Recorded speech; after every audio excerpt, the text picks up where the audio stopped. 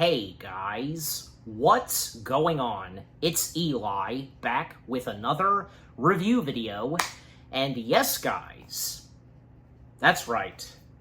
You read the title, you know exactly what this documentary it is that I'm reviewing. Yep, I've been meaning to get around to this one documentary in relation to this, especially on account of Sesame Street.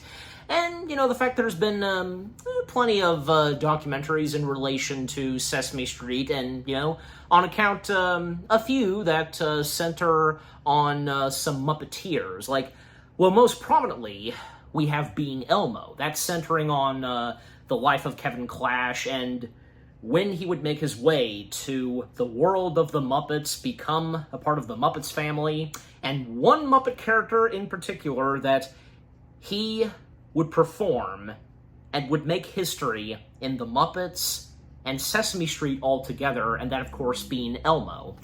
But another documentary centering on another legendary Muppeteer, big-time member of the Sesame Street family, and, you know, just two beloved and iconic Muppet characters he brought to life like no other.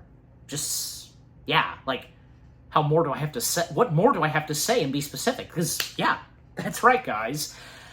I am now finally reviewing the documentary centering on a legendary Muppeteer, one of the original performers of Sesame Street, who Muppeteered and was the original voices of two iconic Muppet characters of the street.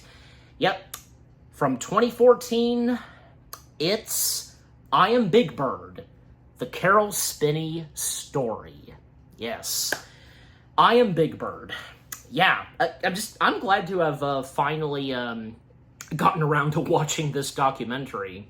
I do remember, like, when this was coming out, and I think, yeah, in connection with the documentary itself, there was a parody trailer of, you know, that had to do with Big Bird that was in the style of the Michael Keaton film Birdman, you know, because the bird character that Michael Keaton plays, and it's following him around. Well, yeah, Sesame Street doing something like that. Caroll Spinney, like, having Big Bird behind his back and such. Just, if you've seen it, you know. That was brilliant of them. Yeah, so, you know, the documentary itself, it's amazing. And yeah, with the first things I have to say about this documentary, and again, now that I've finally have seen it, and here I am now doing my review on it, yeah, it's extraordinary. It really is, without a doubt. So heartwarming, so emotional, of course. Any of you who cry over documentaries, depending on the documentaries, then yeah, this being a pretty good one where there are some tear-jerking moments. Yeah, I mean, it's because this is the man whom brought to us, again, two beloved, iconic Muppet characters to come from Sesame Street, which of course being Big Bird and Oscar the Grouch. And especially when it comes to Big Bird, you know, how Big Bird became to be, and through the creation of Big Bird, you know, being built, through Caroll's performance, what he specifically brought to Big Bird, and yeah, just really, it's just amazing, yeah. And of course, when it comes to documentaries, it helps us know more about this and that, this person, and yeah, there were quite a lot of things that I didn't know of about Caroll Spinney until as of now, thanks to this documentary, because yeah, obviously when it comes to documentaries, sometimes, you know, talking about childhoods and what this person and so on was doing before this and that, and of course through the struggles and so on, just, yeah. So, knowing Caroll's backstory, his childhood, struggles he had in reality, outside of being on camera as our beloved favorite big yellow-feathered Muppet bird, you know, and all the very good things that he had done in life besides, you know, working on the street and, you know, puppeteering and such, making new friends and family and all of that, and some hilarious things that, you know, are shared by some of the cast of Sesame Street that, you know, in connection with Big Bird that happened and so on, but also some things that, yeah, that's quite unfortunate and just, yeah, you didn't see coming. Yeah, especially one of these things that, yeah, has to do with Big Bird being quite a biggie and, let's just say a near miss. It was a complete miss, you know, like, I mean, I know exactly what I'm trying to specifically say, but yeah, like it was, you know, he was supposed to be a part of this space shuttle thing, but yeah, but until I talk about that some more, but I'm sure you know by now. Yeah, and the power and impact in certain moments of this documentary just so amazing, and again, it just, those moments just making you tear jerk, and I mean, I was feeling the power and the impact of this documentary for sure, so yeah. And of course, me, being a huge fan of the Muppets, and I grew up with Sesame Street, yeah, just, And the fact that, you know, Big Bird, he was quite a big character, but, you know, over the years and when Elmo stepped in, yeah, but that's not to say the popularity and love and respect for Big Bird ever went away, of course. Yeah. Yeah, just, you know, overall, everything that comes from this documentary from beginning to end, just fantastic. You know, all about Caroll Spinney, and, you know, it's great to see that at the time of this documentary, where Caroll was up to by that point, just, yeah. And, yeah, just, you know, what more do I really have to say? Okay, yeah, just overall, I really enjoyed it. The I Am Big Bird documentary. Okay, so with the first things I've had to say about the documentary itself now out of the way, now as always, for me, read the description / the story. Caroll Spinney is the 80-year-old who has been creating the Muppet characters of Big Bird and Oscar the Grouch since the first season of Sesame Street. And that's all there is, yeah, of the description / the story / overview. Okay, now with that out of the way, let's dive into the documentary itself.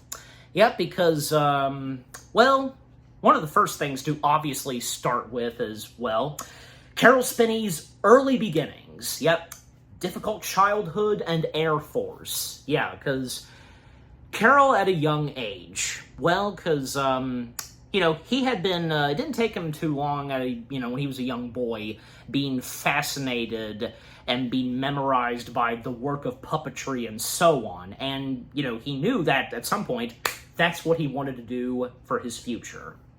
Good on him. And, well, you know, his mother, whom she was an artist, fully supported and loved what her son was dreaming of doing. And, in fact, she helped Caroll, you know, make some puppets and build a puppet stage. And thus, yeah, Caroll would be performing these puppets and creating stories with these puppets.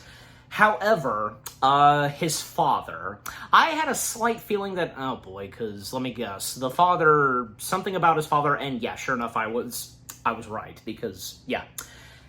Well, Caroll's father was not really supportive because, yeah, he felt that his son wanting to become an artist wasn't gonna work at all. Like, you know, thinking that his son, Caroll, was not gonna be able to make a future off of being an artist and puppetry.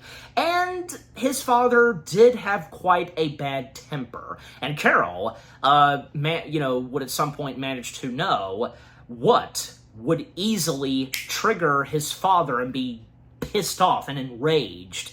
You know, Caroll figured that out. But of course, it's not like Caroll's intentionally making his father mad. Just, you know, like, it's just one of those things like, what did I do to make you mad for no reason? Like, that whole thing.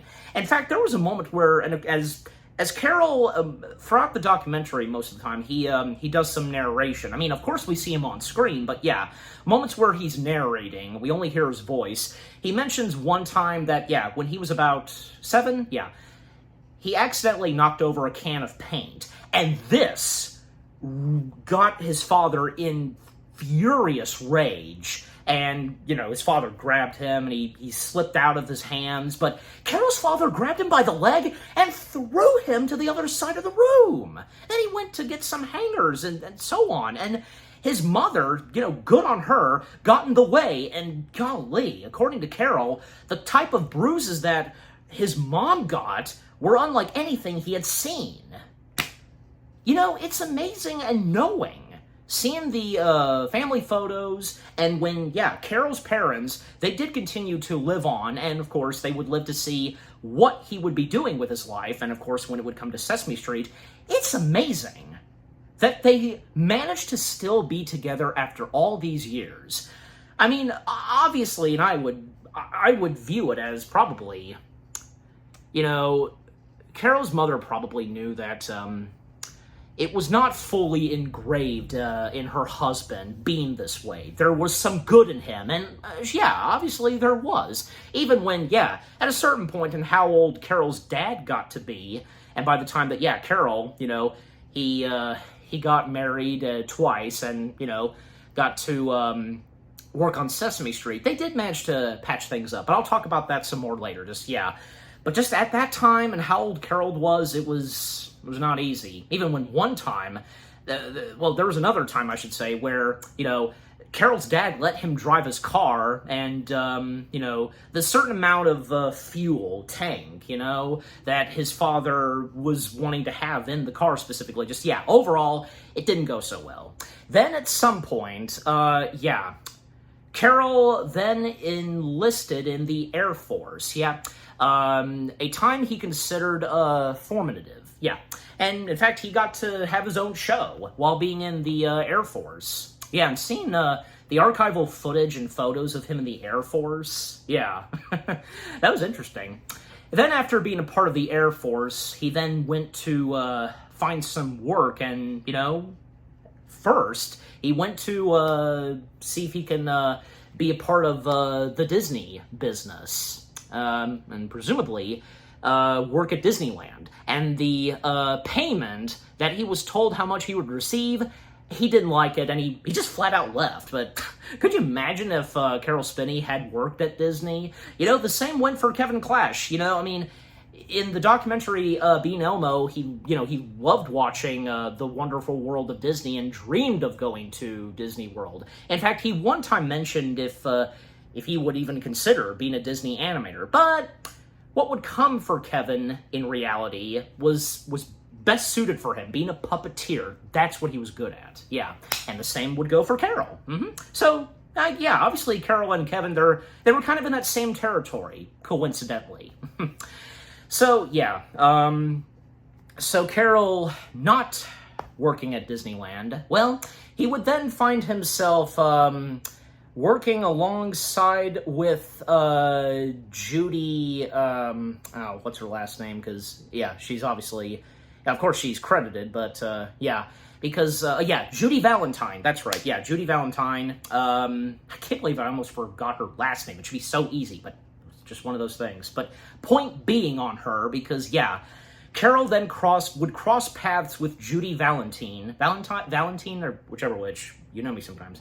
And Caroll would start to do some puppets. In fact, they would soon then be a part of the Bozo Show. The various characters that Caroll would portray, from puppets or body performances like a kangaroo and a boxing kangaroo. In fact, Caroll did some animation for the Bozo Show, cartoons and such, and that's another thing he was good at, being an artist and doing some animation cartoons. So there was that. However, obviously Caroll was, obviously he was having a good time being a part of that, the Bozo Show, puppetry, and having fun, but, just, he felt that there should be something else brought to the art of puppetry and such, So then at one point, he would then find himself going to a puppet festival, where, at the puppet festival, a crucial turning point for Caroll, and at the puppet festival was meeting none other than, well, of course, Jim Henson. Yep. Of course, this is where Jim Henson steps in. And, yeah.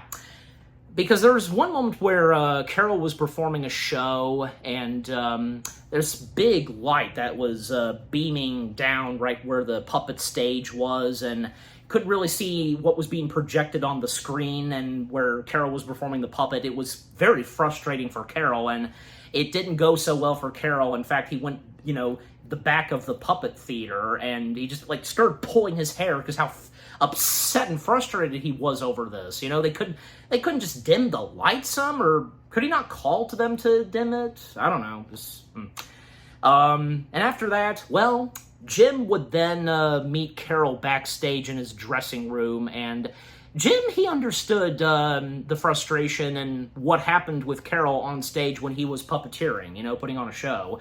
And it wouldn't take long for Jim to bring on board Caroll into the business with the Muppets. Yep. And especially around that time because, yeah, more archival footage we get, because there's a bit of archival footage we see where, yeah, this party, and it's being held for Caroll Spinney, and, yeah, we see Richard Hunt, we see Jim Henson, we see those that are part of Sesame Street, and Jim talking about, when he first encountered Caroll Spinney in August of 1969.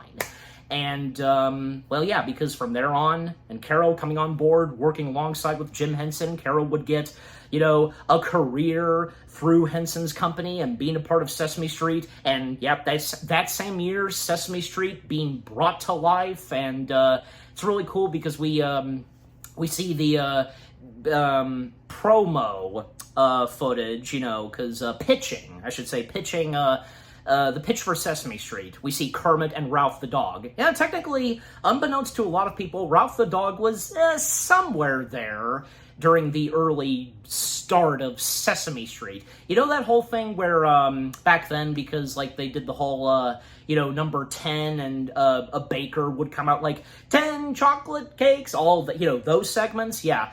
The one with 9, the number 9, Ralph was in there. Yeah, with the number 9. 9 lights. Yep, 9 lights turning on. Just, yeah, so if you know what I'm talking about, good on you. Just, yeah. And, of course, you can easily find them on YouTube, and you find the one with number 9, and Ralph's there. And it was his only appearance in anything Sesame Street. Yeah, Ralph the dog, so in Sesame Street. Interesting.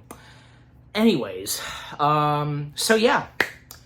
Caroll would then find his way being a part of Sesame Street at the very start. However, it wasn't going too well at first. Yeah.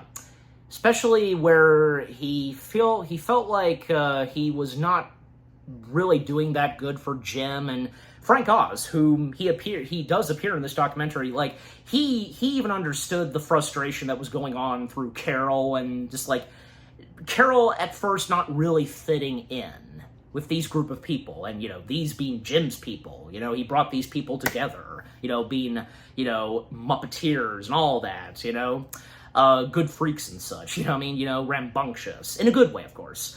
But yeah, it's unfortunate with how it started off for Caroll, and the fact that when he was starting off being a part of Sesame Street, he didn't have that much money, and couldn't pay to live in an apartment yet. And where he lived in New York just didn't go well for him. And there was a moment where he was planning on quitting, and he was going to walk up the stairs and hand his resignation to Jim. But good thing he didn't, because the late Kermit Love, whom was another Muppeteer builder, he most prominently had built the Big Muppets, from Big Bird, Thug, and Snuffy. Yeah. Pretty sure, yeah, he was involved with Thug, but yeah, the other big Muppet characters he worked on a lot for Sesame Street and for the Muppet Show, most prominently, Kermit Love is known for being the builder of Big Bird. Kermit Love noticed and could see the look on Caroll's face, and asking him what was wrong and so on, and Caroll sharing to Kermit that he was about to hand over his resignation to Jim, and Kermit told Caroll that he couldn't, because he's never, and telling Caroll, and he was right on this, that he would never get another opportunity like this ever again. And Caroll just sharing to Kermit, like, why, and with the struggles and all that, and couldn't stand living in New York. But Kermit assured Caroll that it could get better by the next month, and just wait for another month and see. Just, yeah. And good thing Caroll listened to Kermit, because, yeah, things would become better than ever for Caroll. And, you know, very slowly but surely, the development and creation for the characters of Big Bird and Oscar. Now, if you know this, being hardcore Muppet fanatics and knowing the early history of Sesame Street, Big Bird started off being very goofy and so on, and the shape of his head was very different, almost close to like a coned head or something. You know, he didn't have that big, fur, like feathers around his head, and had like a dopey voice and such, oh, hey there, and so on.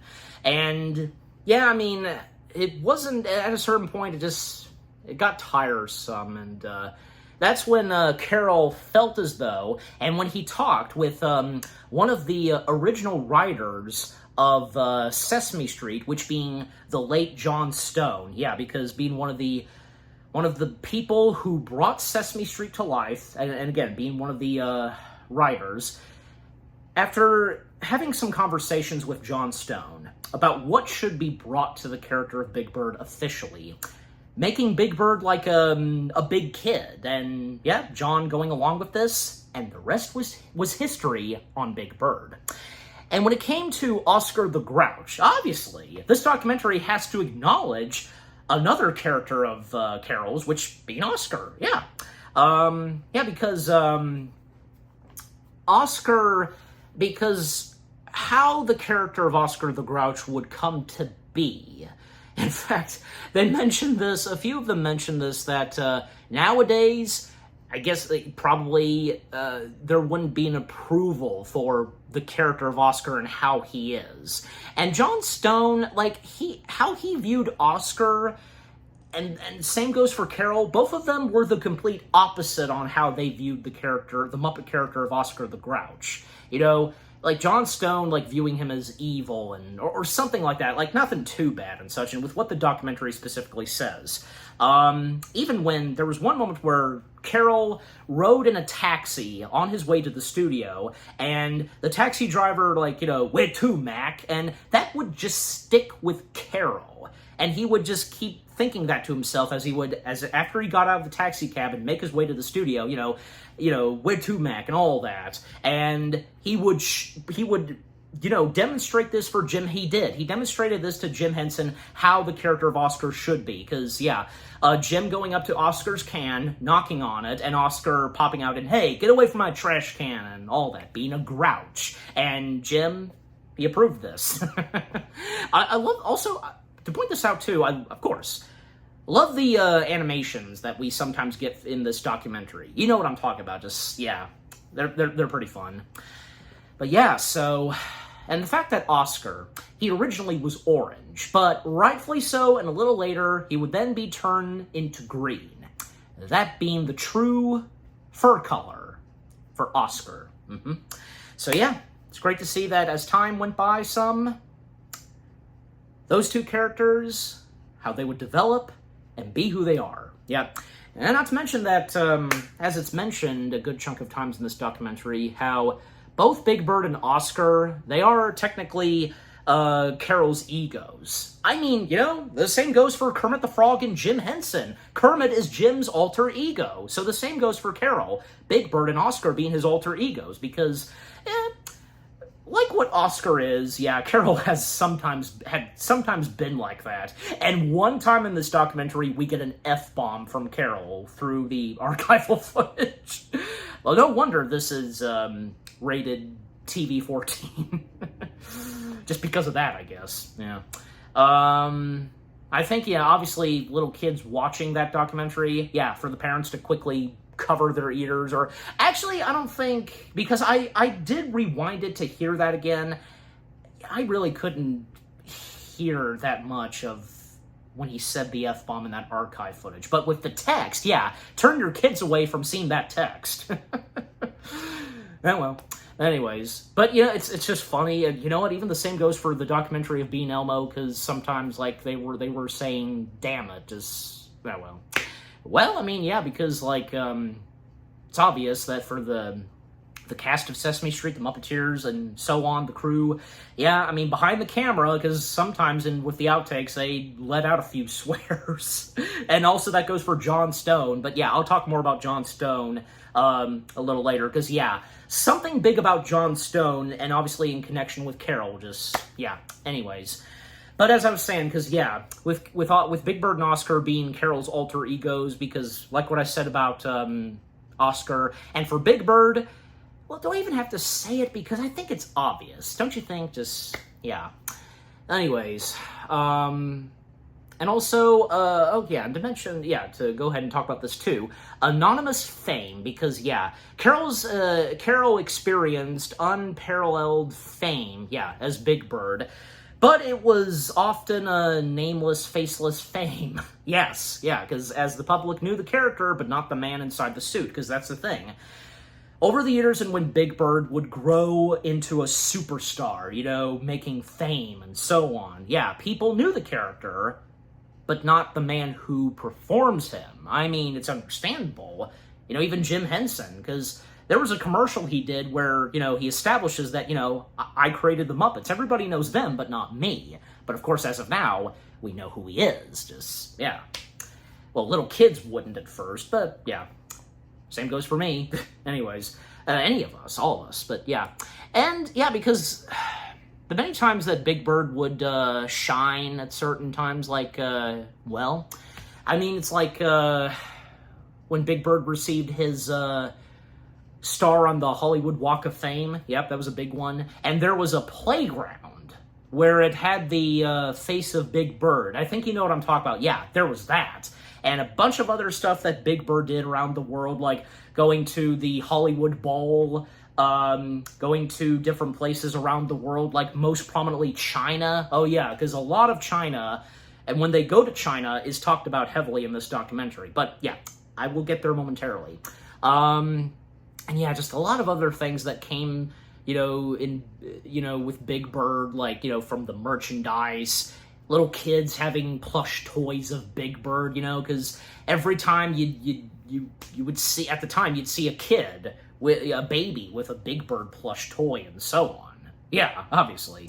Yeah, it's great to see, because, and I think it's obvious that those at Sesame Street and Caroll Spinney himself would have no idea at first how much of a big-time beloved Muppet character this big yellow bird would be. Yeah. Okay. So what I want to talk about next is, yeah, obviously more about Caroll's, you know, life outside of the street and, of course, with family, but also his marriage life. Yeah, because I didn't know about this. Now, I did know that he was married twice. You know, he got divorced once, and he would then find his forever. Yeah, his soulmate. But on account of his first marriage, because when he was first married to his first wife, well, his first wife didn't care and didn't support him and was not interested in what he was doing, his work and being a part of Sesame Street, all of that. And to think that, you know, because they got married. And, you know, they, according to Caroll, they had been married for 11 years, and in 1971, they divorced, and, yeah, and it was a tough time for Caroll. Yeah, I mean, because the fact that his wife didn't turn out to be whom, yeah, he thought she was going to be, not being a supportive wife, and, like, was she just that cold-hearted? Like, no hard feelings towards her, I'm just saying, I'm not, but I just, like, jeez, like, that's unbelievable. Even those at Sesame Street from Frank Oz and the human performers, you know, playing the human characters, like, yeah, obviously they were well aware of what was going on with poor Caroll, and they were saddened to know what was going on with poor Caroll, because, yeah, you know, from Frank Oz and the late Emilio Delangado, I'm probably mispronouncing his last name, but Louise, yes, Louise, we know him, of course, as Louise. So, yeah, from Frank Oz to Emilio/Louise, what they had to say about what was going on with poor Caroll. But, even after his divorce, and when, at one point, he was thinking of suicide at one point. But luckily, that didn't last long, because he looked down on the 9th floor and such, opened the windows, and, yep, didn't take him that long. It was very quick for him to just, what the hell am I doing? It'll get better. And it for sure would. Yeah, but with that, and as I was about to say, because after all the shit that Caroll went through, pardon my French, but it is true, those that were part of Sesame Street, they cheered him up, and because they were his extended family, his friends and family on the street, they were there, and, working on the street and with his family and friends, who would become his family, put him in the right spirit. Yeah, and with what they said. To name some of the other people that are part of this documentary, Fran Brill and Eric Jacobson, they do appear in this documentary. I think only through, via archive footage. They're not actually there on camera, talking about Caroll. And Jane Henson, she's technically in this documentary, but only through via archival footage, recorded tapes. We only hear Jane's voice. And moments where Jane, which being, she's the late wife of Jim Henson, the widow, I should say, some positive things that she said about Caroll, and, when her husband discovered Caroll, and what would come next for Caroll later on, because, and also, one of Jim Henson's children, Cheryl Henson, she appears, and, with what she says at times in this documentary about Caroll, and also on account of her father. But, I was about to say, because what would come next for Caroll? Well, because when he would find new love. Because, he would come across this one beautiful girl he laid his eyes on, whom was working on the street, at the studio, and, it was just love at first sight for him, and it just struck him that he's got to be with this girl with the rest of his life. Just something that clicked in him. And Caroll, I think about 3 or 4 times, he asked her out, and she was very delighted by this, going out and such, and dinner and such, but, she had other things to do, nothing rude and such, just, the position that she was in, and working at the studio. Then finally, when he would ask her again, and actually, it was at one point when, her niece, wanted to meet Emilio, Louise, and then Caroll popping in, and because Caroll once again asking her out, and from there on, and at one point when they held hands, something hit her, and of course, have to of course acknowledge, because sometimes, sometimes, with IMDb, sometimes how they list the people in certain documentaries or whatever, the credits, cast. Deborah Spinney, yes, enter Deborah Spinney, because, Deborah Spinney, according to her, because when they held hands, it felt very soft and romantic and such, and she also knew that, she had to be with this man for the rest of her life. And the rest is history for them. And even when at one point, and how further their relationship was going, they really hit it off good. They were falling in love instantly. Caroll didn't take too long for him to at one point ask her that, "You will marry me, right?" And just, being surprised by this, yes, of course. And they, of course, would. Also, have to acknowledge Caroll's kids, because obviously his kids do come in this documentary. His son and his 2 daughters, and what they each say about their father.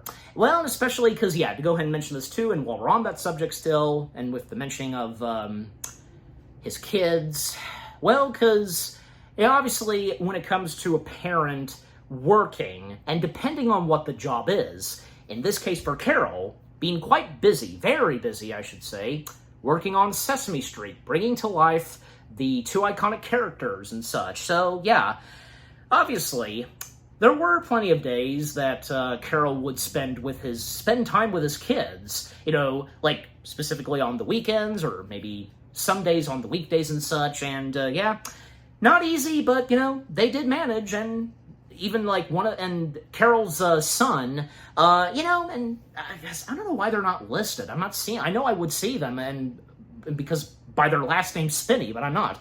I'll put their names in a text because I have to. So yeah, and just in case. But yeah, but point being is that Caroll's son, mentioned that he not once remembers that there was any moment that something went wrong, because they got into a heated moment or something. No, every time that they spent time with their dad while he was off work on the street, it went really great. Yeah, because having the best time of their lives, even doing some puppetry and such. Yeah.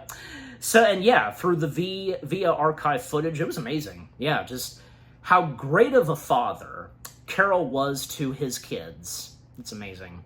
But all right, so, and also, okay, and can't forget to mention her too, because Joanne Gans Cooney, yes, because being one of the other writers / creators of Sesame Street, and at the time when she was still alive, yeah, her presence in this documentary and with what all she says about Caroll Spinney. Anyways, but yeah, and to name some of the other people that are in this documentary, well, because also Bob McGrath, Bob from Sesame Street, he's in the documentary as well, and also Susan, what's her face, who was Susan, Gordon's wife, yep, she's in the documentary as well. And also they're listed too, because Allison Bartlett, aka Gina, she's in the documentary somewhere.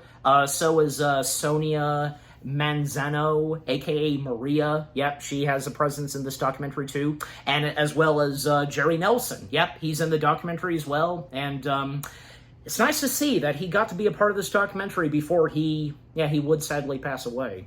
And Dave Goelz, yeah, he's credited too, but yeah. And Matt Vogel having a good presence in this documentary. And yeah, because as we all know, what would come next for Matt Vogel and his connections with Caroll Spinney, especially in the case of Big Bird. But until I get there.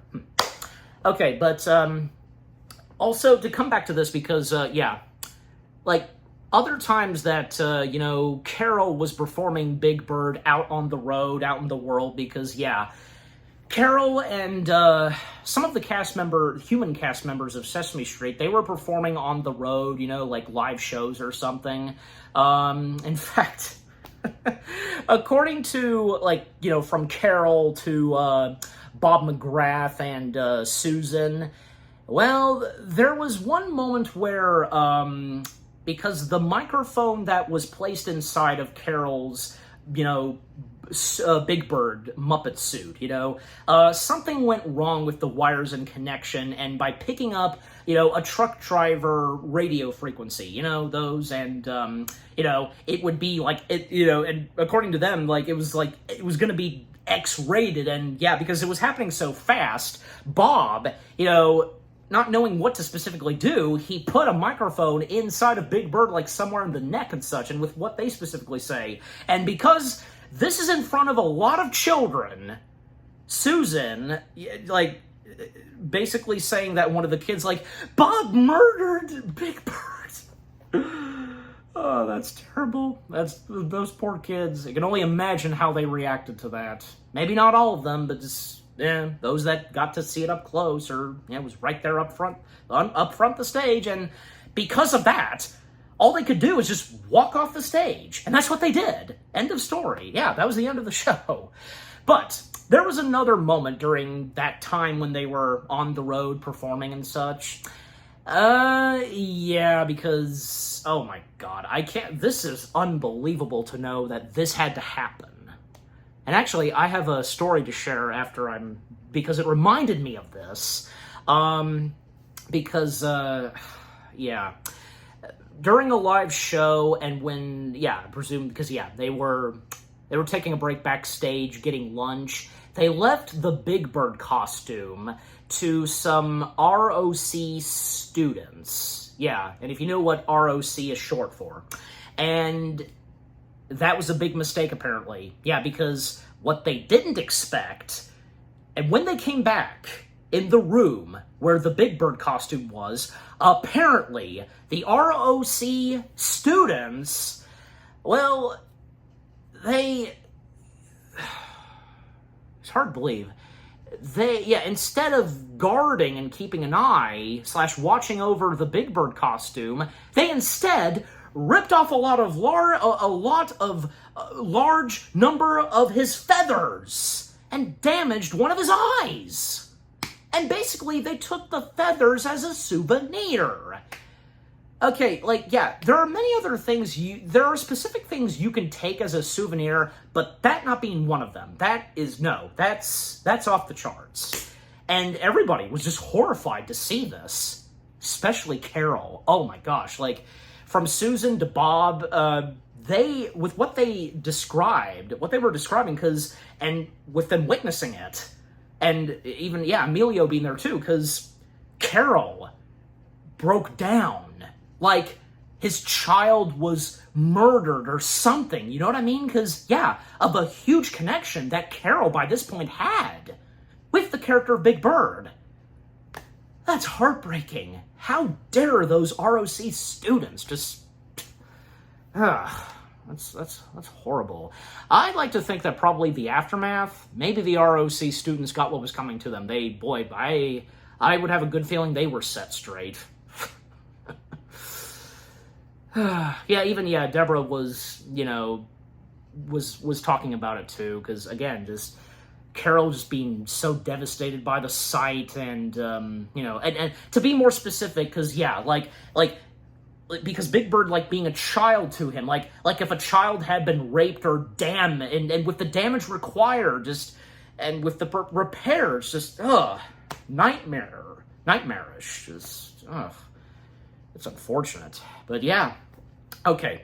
And this story I'm about to share now, because when that happened, and as I was watching the documentary, it reminded me of this. And if my dad were here with me, being a part of this review, then he would definitely be sharing this story. Where when he was back when he was working at radio or something, and I wish I could remember the exact details of this story, but the best I can describe, and by sharing this, is that, he actually got involved in something with Sesame Street, I think for advertisements or something, and by witnessing the Big Bird costume that was used for these Sesame Street live on stage shows, with full body costumes of the Muppet characters, but in the case with Big Bird, where Big Bird in those live shows, he always wears a necktie.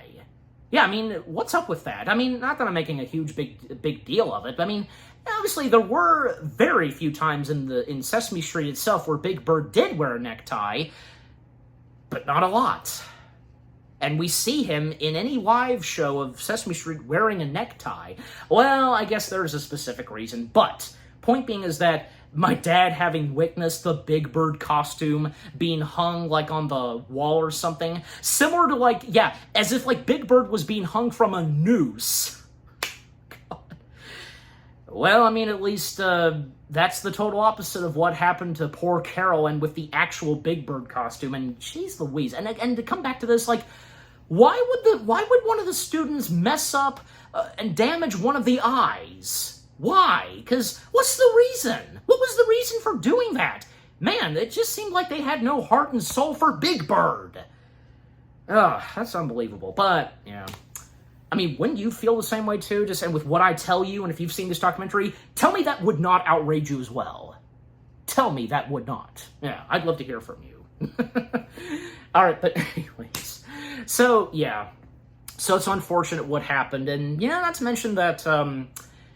Caroll being, he was quite an emotional man at times. Especially because, do I want to mention this yet? Well, not yet, because, we don't get up to that just yet. Because let's go back to something positive right now. And that being, talking more about, say, when Big Bird and some other characters, from Sesame Street, they would get to travel to China. Yes, because, Caroll loving the traveling.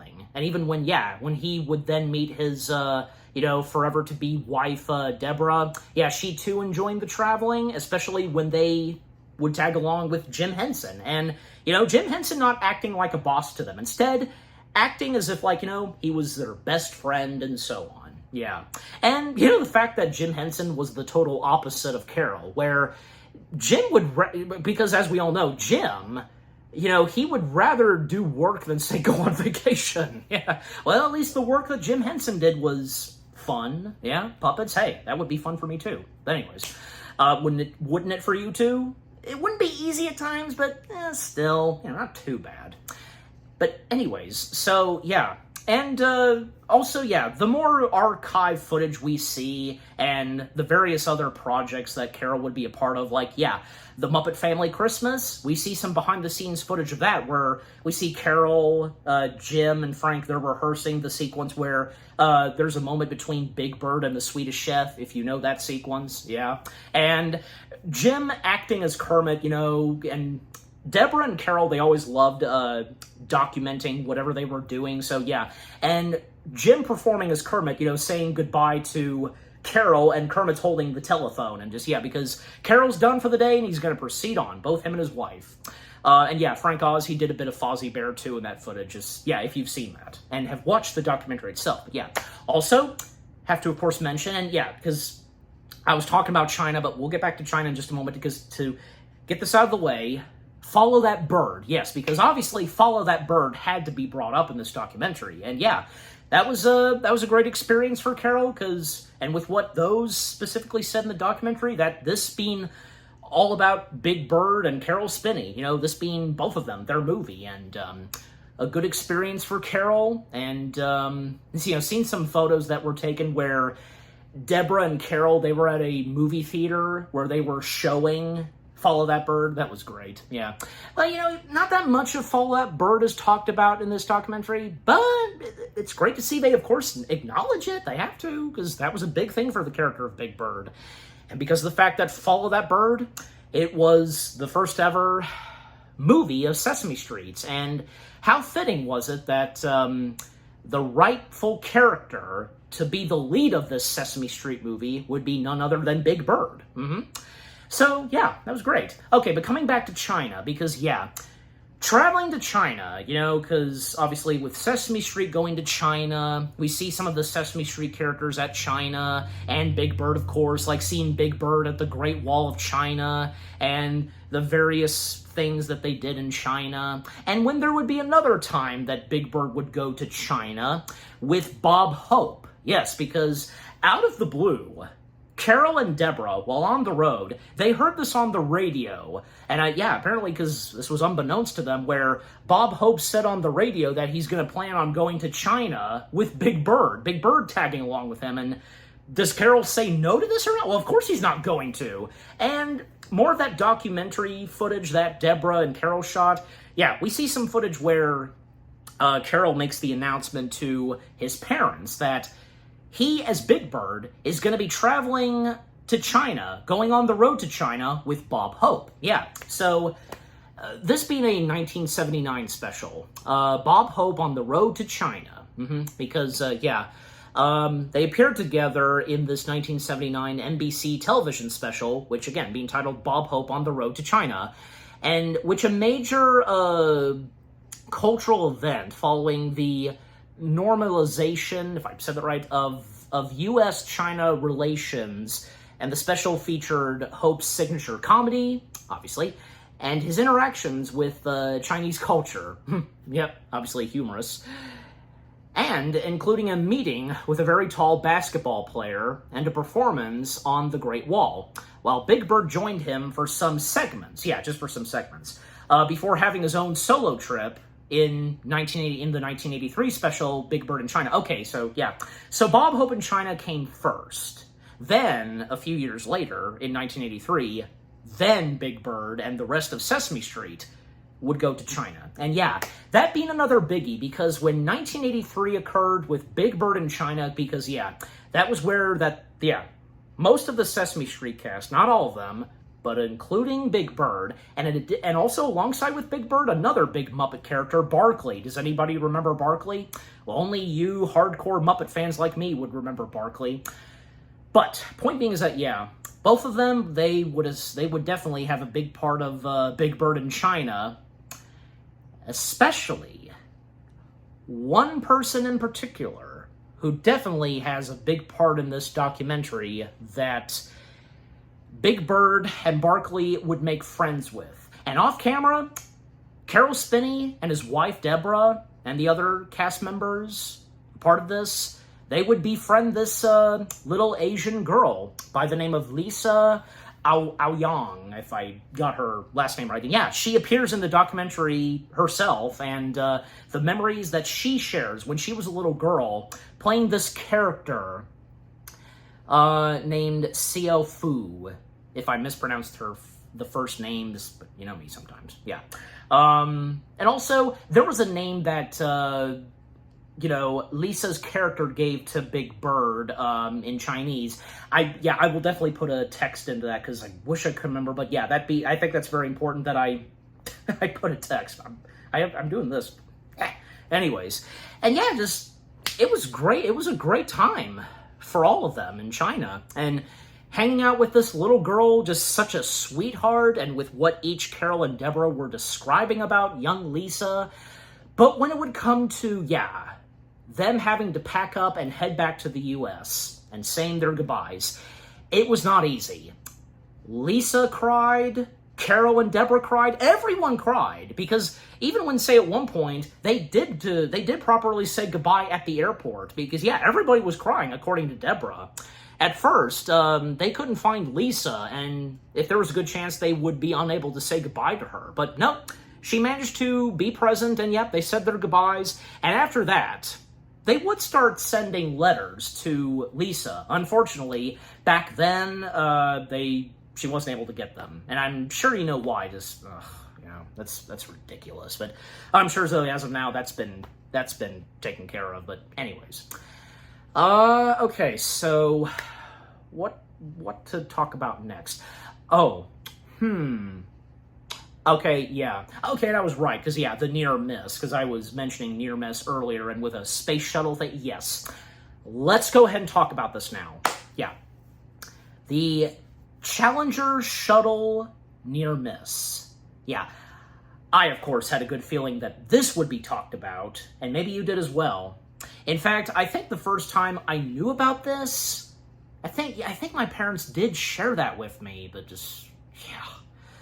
What happened is that NASA approached Sesame Street, and they specifically wanted to have Big Bird be a part of this upcoming rocket launch that they were doing, which being the Space Shuttle Challenger, because NASA was worried that kids were not going to be interested in space-related stuff, and on account of NASA.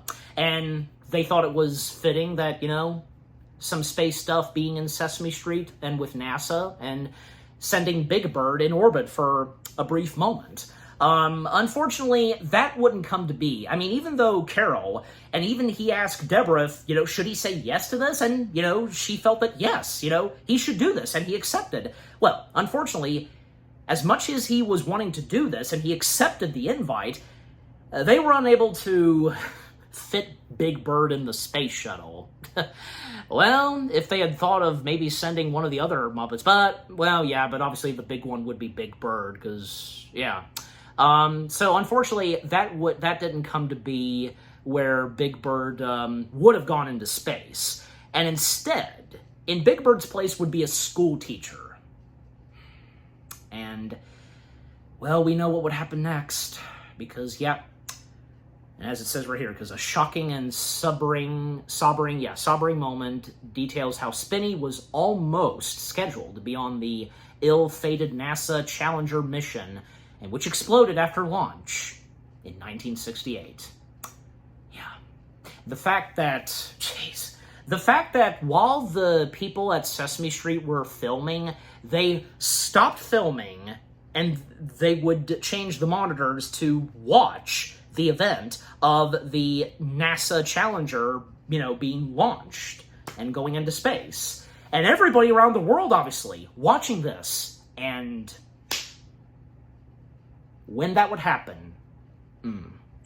And then there's a moment where we see when the documentary cuts to each Deborah and Caroll, they just sit there in silent as we hear the archival audio of the news broadcast of the Challenger having exploded. Yeah, no words from both of them, and for a good reason. Yeah. Yep, a total near miss. Crazy, it really is. And yeah, because you can imagine, like, how that infected those at Sesame Street. Like, man, Big Bird was that close to being a part of that. Could you imagine?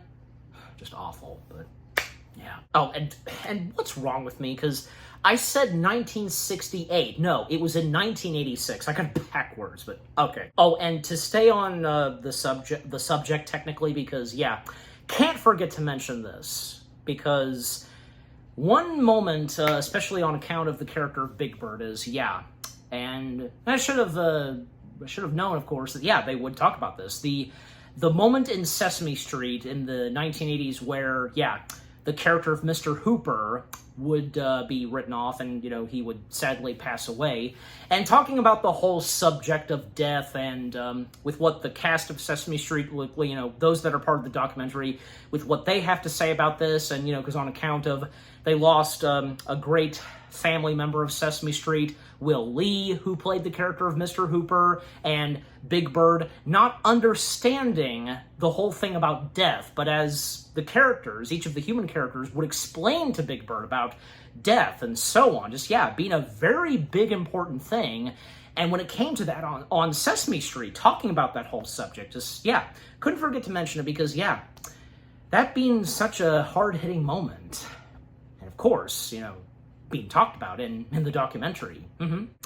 All right, but actually, to get back on a positive note, because I meant to bring this up. Obviously, there is a moment where, through Caroll Spinney and Matt Vogel, they talk about the functions of Big Bird, and Caroll saying that Big Bird is low tech, and with another piece of animation and demonstrating how Caroll has operated Big Bird, because he'd have the legs and, the Big Bird legs and feet on him. He put them on, like, pants and such. And something that he would wear around his body, like, he calls it the tech bra.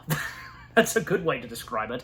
So putting that on him, and by putting on Big Bird, he would use his, and with my point of view, my right hand, go into Big Bird's mouth, and also... there would be like a ring, you pull it down and the eyes would, of course, close and blink. Maybe not fully blink, but, still. And of course his left hand, my left hand, would, operate the left hand. And also, there would be a string attached, to, Big Bird's right hand and, sometimes like it'd move around and so on. But there would be other times that there would be a piece of string that would be attached to both his hands, and they would go up to somewhere around the head, and like that. And also having a monitor inside of Big Bird, and also the way that Caroll would read the lines in the script. He would have it taped on the inside of Big Bird, and he'd wear his glasses, and by, reading... the lines of Big Bird, and from there on, there you go, making Muppet magic. So that's really cool with that, and just, and also have to acknowledge the puppet wranglers, because the presence of the puppet wranglers in this documentary, they were great, and with what they each describe about when it comes to being a puppet wrangler and having to deal with Big Bird and such, especially when it came to the live shows where Caroll would perform as Big Bird out at special events and such, is not good. That was a bit of nightmare fuel for some of them. And also, to also mention this, and going away from a positive note, because Well, as was mentioned earlier, because, yeah, knowing the bad childhood that Caroll had, and Deborah, of course, being aware of it, and with what, at times had gone through Caroll, well, yeah, at some point, and, the more we see Caroll being with his parents, and, somehow, and later on, and as his father got older, he'd get up to his 80s, they would somehow patch things up. The way that, because Caroll telling his father that he's, a beloved father and a great father to him, and in response, Caroll's dad telling him, like, you must be thinking of the opposite, or how he specifically put at it. And to Caroll, that was his father's way of forgiveness and apologizing. You know what I mean? Just, yeah. It's great to see that in the end they did patch things up. Yeah. And even though it's not really mentioned, I mean, yeah, obviously, the loss of Caroll's parents, being tough, of course. But what is brought up is, yeah, the loss of Jim Henson. Yep, Jim Henson's death, because, yeah, with the tragedy and loss. Well, yeah, because in the documentary, yeah, delves into the devastating loss of his mentor and friend, the man who would give him a bright future and, what would make him such an amazing career and so on in the Muppet family. And, yeah, and Caroll and Deborah, they were devastated by, when Caroll answered the phone, they were in tears and so on. And, oh, this is amazing that they played this. Pretty much the entirety of it. Because obviously, they mention a little bit of the funeral that was held for Jim Henson. And even Frank Oz, he too, because he can't look back at the funeral. I mean, obviously we know why. But a really good highlight from this documentary is when they play the part in the documentary that was held at the funeral, at Jim Henson's funeral, the moment where Big Bird came out, Caroll Spinney in Big Bird, performing as Big Bird, where Spinney delivered Being Green at Jim's funeral. Ugh. That being a huge tearjerker right there, especially when watching this documentary. And again, they play that entire moment that happened at Jim's funeral. Yeah, where Big Bird is getting emotional. You can hear it in the voice of Caroll as he's singing Being Green, and right before he walks off, Big Bird looking up and saying, "Thank you, Kermit." And according to Caroll, I mean, he didn't really break down while performing. He did when he left the stage, when performing Being Green as Big Bird. Yeah. Not to mention that, it's not mentioned in the documentary, but I'm going to mention it, where more to say on Follow That Bird. When it came to the song number, the Blue Bird of Happiness, but not really the Blue Bird of Happiness, yeah, it was the total opposite. The performance that Caroll brought to that song, he did cry. I'm pretty sure, yeah, after he sang that song, yeah. And again, like I said earlier, Caroll being quite an emotional man. In a good way, of course, yeah. But yeah, that was devastating, for Caroll, everybody who were brought together from the man that brought us this, so much more. Just such a devastating time, and for the whole world. And especially because when, yeah, a little of the magic was gone, as What's-Him-Face, the news reporter, rest in peace, you know who I'm talking about, because he brought that up, that a little of the magic is gone. Yeah, because I think it's obvious that when Jim died, more of the magic was gone. Like, say, starting with Walt Disney, and then Jim? Oh yeah, you would agree on that too. Yeah. But, even after the passing of Jim Henson, because the later life and legacy for Caroll, yep, changing the landscape of Sesame Street, because, yeah, Spinney then reflects on the show's evolution, the rise of Elmo, yeah, because when Elmo would step in, and not intentionally, and he kind of took Big Bird's place, because, yeah, the decreasing focus on Big Bird, yeah, was kind of being taken away because of Elmo, unintentionally. Obviously, that was unintentional of those at Sesame Street, yeah. And as the series shifted to a younger audience and, eventually partnered with HBO, yeah, And for me personally, because, yeah, me being a 2000s baby, I grew up with Sesame Street in the early 2000s. That was my piece of Sesame Street. And I think that, that piece of Sesame Street in the late 90s and early 2000s, it was pretty good, wouldn't you say so? I mean, we've all grown up with a certain piece of era of Sesame Street, like, those that grew up in the late 60s, 70s, yeah, or through the 80s, 90s, you get what I'm saying, just, yeah. But, eventually, because, yeah, there were more, the later stories that came for Big Bird, to Caroll's liking, seemed to do pretty good, yeah.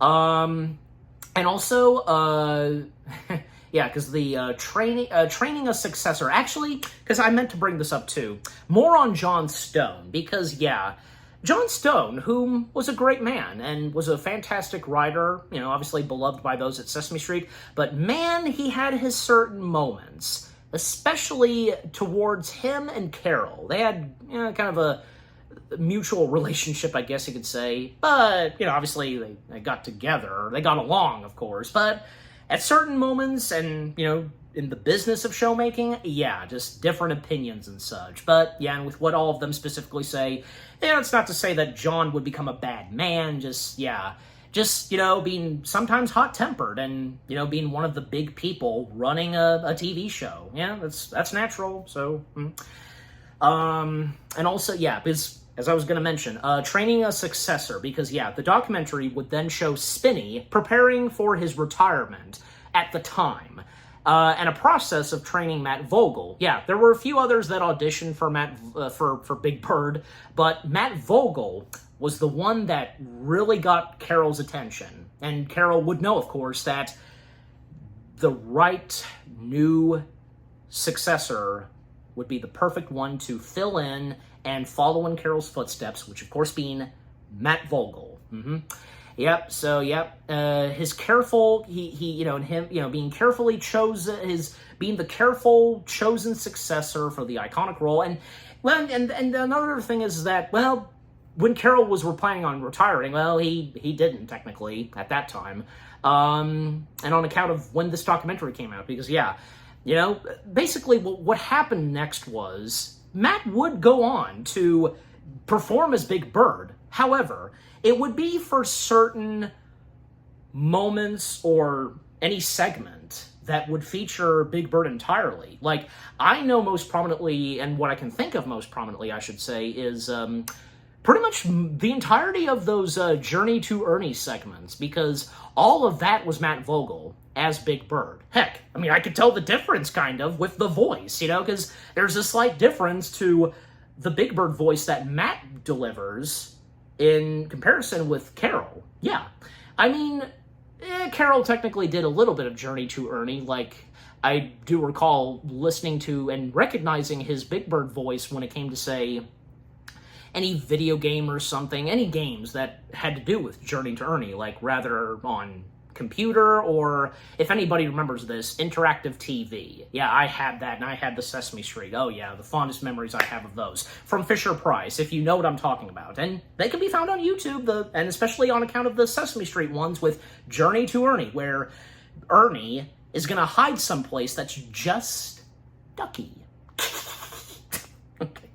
I mean, I had to top that off, but anyways, so yeah. So anything that Caroll just didn't feel like doing, Matt would step in and would do it for Caroll. Yeah. And Matt, obviously knowing that he could not really perform Big Bird the way Caroll does. Yeah. And Caroll being aware, of course, that whenever his time would come, like, yeah, that character, and in addition with Oscar, they would continue on, and being performed by the next performer, and so on. And, I mean, the same goes for some cartoons. In the case of Looney Tunes and Mickey Mouse, they're immortal. And yeah, because, the new voices that would step in for those characters, just keeping those characters alive and going. You see what I mean? Just, yeah. And what the documentary specifically said, and with the mentioning of Caroll, knowing that those characters will continue on after he's gone. So, yeah. And also, yeah, because, it's brought up also where Deborah and Caroll, each talking about whoever goes first, if, he dies first or she dies first. And according to Deborah, good thing I remember this, because, and very important as well, where Deborah mentions this, where this came from Caroll. Like, he dreamed this one time, in a dream he had, where they'll meet by the raspberries, like a hedge with raspberries or something. That's where they'll meet, like their very own vision of heaven and such. Yeah, that's basically what it is. And yeah, because whenever one of them goes first, and then following one of them, they meet where the raspberries are. That's very sweet. Yeah, with how Caroll put at it. I mean, we all have our ways of depicting, like how we would envision, like, seeing in heaven or something. You know what I mean? Just, yeah. Anyways. So, another thing to mention is that, to talk more about, and if Caroll was afraid of death or anything, no, he wasn't, at the time, he wasn't afraid at all. And he was kind of in that same territory as Jim Henson, because the letters that were read by two of Jim's kids at his funeral, one of them was about, not being afraid of death at all, finding it fascinating, and meeting his friends that went before him and reuniting with them and so on. So if you know about that, so Jim was in that same territory too, where he was not afraid of death at all. Find it very interesting to explore that and all that, the afterlife. Not to mention that, to mention this too, because the way Caroll envisioned heaven, same went for Jim, because when Dawn Celine passed away and Frank was devastated by that, Jim, comforted Frank and told him that Dawn just got on a plane, and if you know what I'm talking about, and that being in the Jim Henson documentary that's on Disney+, which I, of course, reviewed, and if you want to go check it out. And I meant to bring this up, too, because I've mentioned Follow That Bird. Yeah, go check out my review of Follow That Bird as well. Anyways. So, yeah, the whole thing of death that's talked about, but also, can't forget to mention this, because, this, I don't think I was really aware of this, because there was a moment when, something was going on with, like, the character of Big Bird being used for something, where, because, Governor What's-His-Face, you know what I'm talking about, because, Governor Mitt Romney, because he used Big Bird for something, because, politics and all that, and with what those of Sesame Street, what they had to say about it, and just how Big Bird was used by Governor Romney, and in fact, talk show hosts, making a joke about it, at least Conan, we all love Coco, because, he did it not bad, positive, hilarious, because inserting Romney in a plane, shooting at Big Bird because of North by Northwest, good lord, and even Conan saying, I hope kids aren't watching this, and from Barack Obama, Jon Stewart, what they had to say about this, in response to Romney, and then when it would come to say, when they actually responded to this, Big Bird would say something about this, and being on Saturday Night Live alongside with Seth Meyers. Now, if you know about this, that was brilliant. And people being surprised and just amazed that, the Big Bird, Caroll Spinney, that voice, was there on SNL, and how Big Bird responded to all of this on SNL. And it worked, being, comedy and such, And, the Muppets having a very interesting history and relationship with SNL, even nowadays, but back then, I'm sure we all recall when Jim and his crew, they appeared on the first episode of SNL, which, it didn't go too well on account of the stars of SNL, but, that's another story.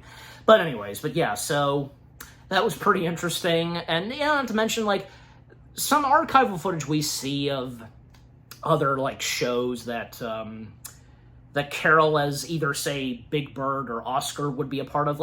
I think I could tell, a few times where, most prominently were Oscar, he appeared on Hollywood Squares. Also, Jay Leno, because Jay Leno, who appears via archive footage, because he, too, made a a joke about this, kind of in that same territory as Conan, where apparently, he says that Big Bird, crapped a lot on Romney's car. Now, if you know about this, just okay, whatever. But anyways, yeah, and all the other people that rather be Oscar or Big Bird whom they would cross paths with, especially on Sesame Street. From say Michael Jackson, Waylon Jennings, yeah, Big Bird, Caroll Spinney, that is, being a huge admirer of Waylon Jennings, and everybody else that appears via archive footage, Danny DeVito, Billy Crystal, Robbie Gibb, Bob Hope, of course, Richard Hunt. Can't forget to mention Richard Hunt, and also it is mentioned as well that the whole thing on who was to take over Kermit the Frog after Jim was gone. And yeah, Steve Whitmire. So obviously that was to happen to Caroll at some point as well. And as I mentioned, because when Matt Vogel would step in. And as it was mentioned in the documentary, because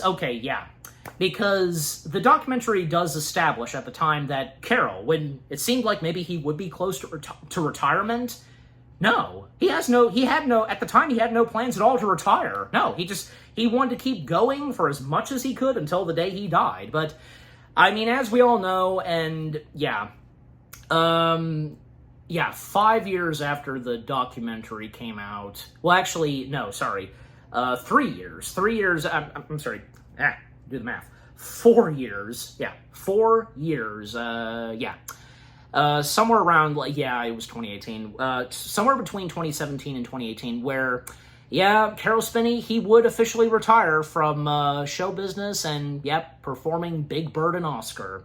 Yeah, especially by that point, his health was starting to deteriorate, and, he was now in a wheelchair, and I recall, and I'm sure you do too, just seeing some of the footage, and especially at Caroll Spinney's retirement party.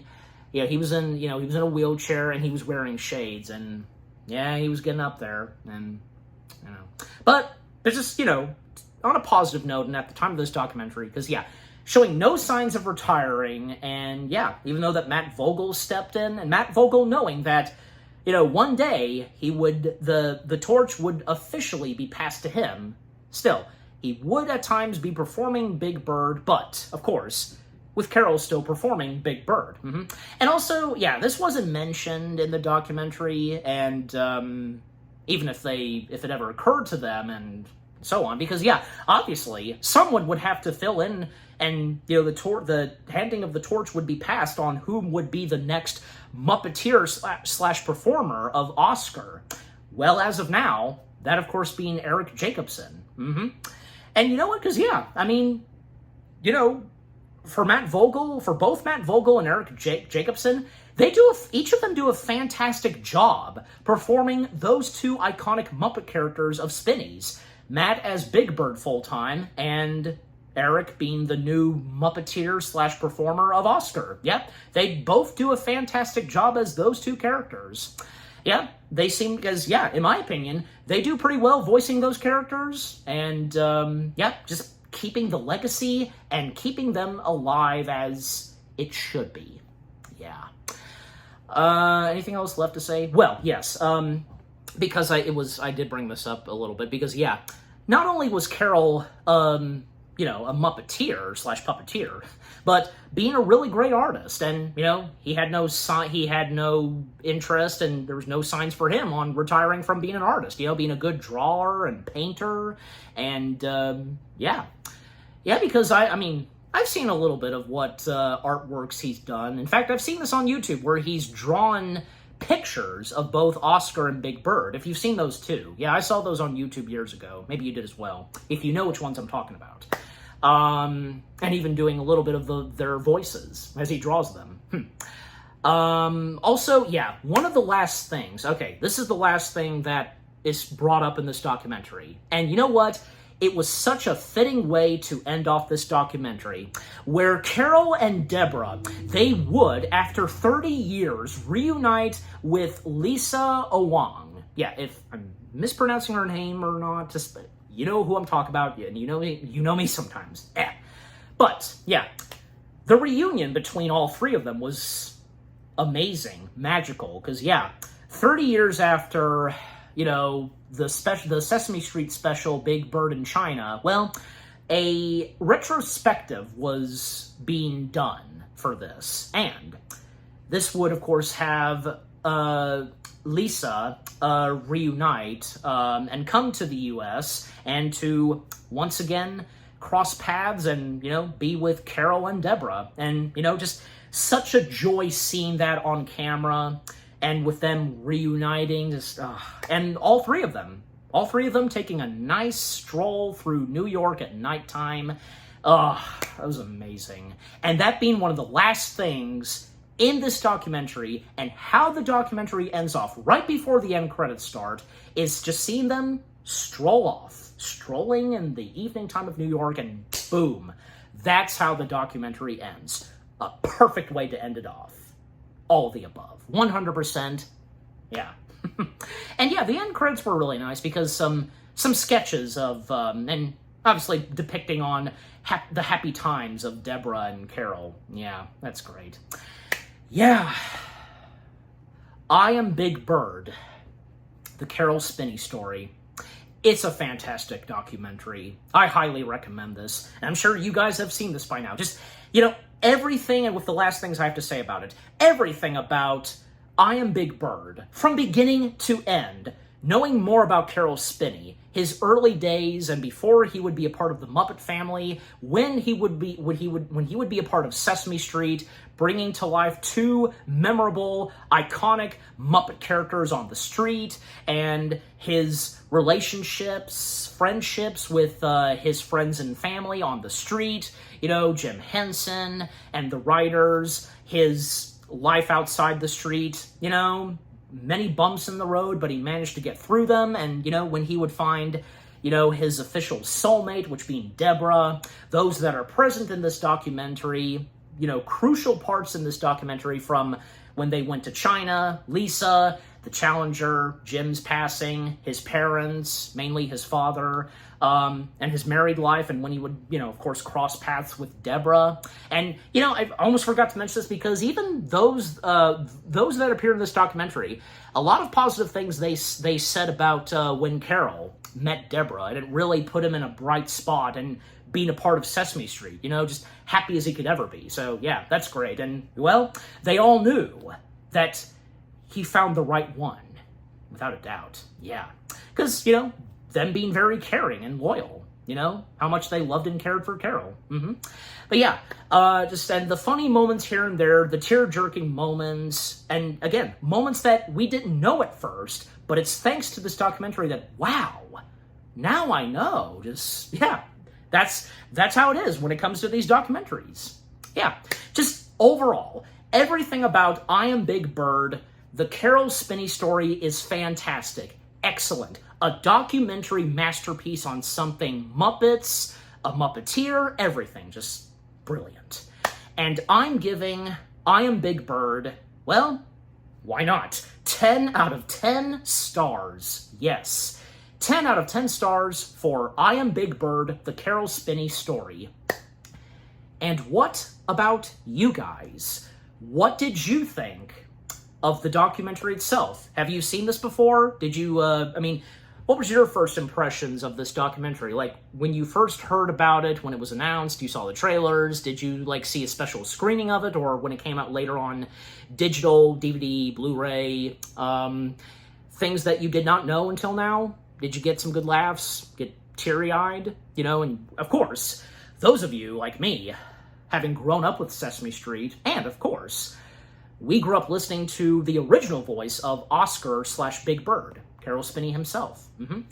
And is it one of your top favorite documentaries? And, that has something to do with the Muppets, a Muppeteer, just, yeah. And for me, probably would, as of now, be up there in my top favorite documentaries that are Muppet-related. So, yeah. I'd say, yeah, probably this right next to, say, Being with Elmo and the Jim Henson one. Yeah. And of course, more than just that, because all the other documentaries, and especially a few that are about Sesame Street itself. Yeah, and also things that maybe you knew about that are talked about in this documentary. Like, obviously, if you knew about the history of Big Bird, some things like, you know, when he was the near miss of the Challenger, or when he went to China, the little Asian girl, which being Lisa, just, yeah. Just what more do I really have to say? Just, yeah. Overall, what did you think of I Am Big Bird, the Caroll Spinney story itself, with what all I've had to say, my review, and yeah, what did you think of my review? Leave comments and give this review video a like, as always. And so, guys, with all that being said, thank you very much for watching. I hope you guys enjoyed my review of I Am Big Bird, the Caroll Spinney story. More review videos are coming your way. They're going to be awesome. Keep looking forward, and I will see you guys in the next video / review. Take care, peace out, and rest in peace, Caroll Spinney. This was for him.